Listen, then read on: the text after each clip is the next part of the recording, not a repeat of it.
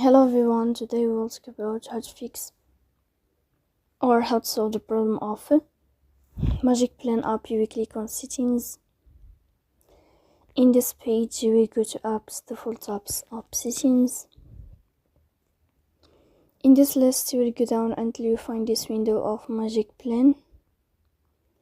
You will find it here. Then this page of app info, you will click on first stop and you will click OK. Here you will enter to the window of storage. Then we click on clear cache, but pay attention, don't click clear data because that can delete your account. In the end, you can turn off your phone and you can wait a moment to restart your phone again to fix that problem. So please don't forget to support us by like and subscribe.